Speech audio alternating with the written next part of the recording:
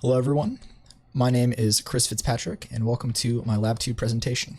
So, the purpose of this lab was to observe and quantify the drag of a falling object and to look at the differences between how drag affects an object and what happens when there's no drag on an object and how that affects its acceleration, velocity, and position over time.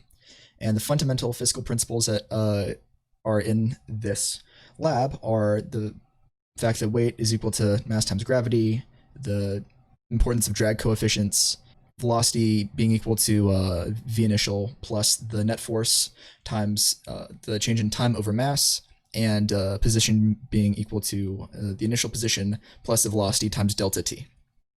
And because of the drag on the falling object, the acceleration of the falling object is less than if there was no drag. And here's my video of my this is what I used for my tracker.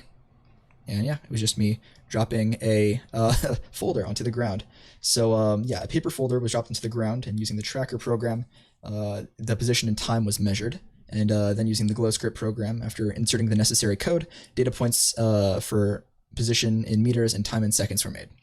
And the position versus time data was then imported into the graph shown below, right here.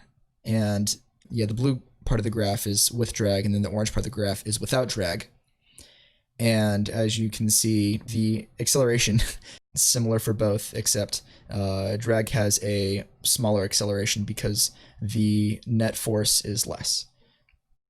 So yeah, the model with no drag accelerates visibly faster than the one with drag, with the no drag having an acceleration of 9.81 meters per second squared, and the model with drag having an acceleration of about 5.783 meters per second squared.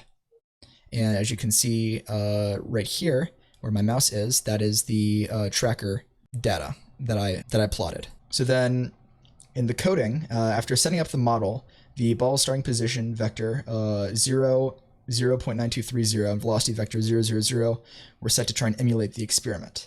And the counters in the code are updated via these lines. Velocity is equal to v initial plus the net force times delta t over mass. Position is equal to the initial position plus velocity times delta t, and t is equal to t plus delta t. And these are based on the law of conservation of momentum and Newton's second law. Here's my code in more detail. I've got visualization of the ball and sphere, the arrows, the plotting. I've got the mass being 0.23 kilograms. I've got the initial position and the initial velocity. I've got the change in time set to 0.001. And I've got the gravity 9.8 meters per second squared, j hat is 010. 0.044 is the drag force proportion. And then I've got the time, and I've got this whole while statement so that it updates as I said before. Here is my tracker. Yep, so there it is. And that's what I used for my data.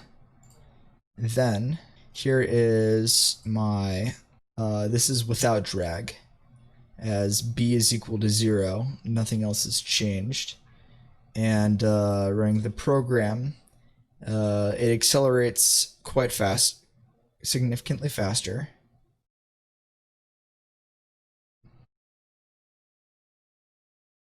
And this has a drag force that visibly populates up there.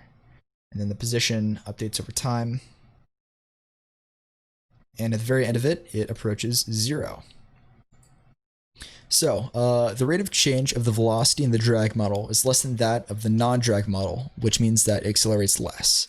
Neither model shows a terminal velocity because there is acceleration in both models, and terminal velocity implies that there is no acceleration on the object. And then the terminal velocity should remain the same if an object is thrown down, because the terminal velocity is dependent on the drag force, not the initial velocity, which can be seen in the code that I've just shown. So yeah, thank you guys for watching, and hope you have a wonderful evening. Bye.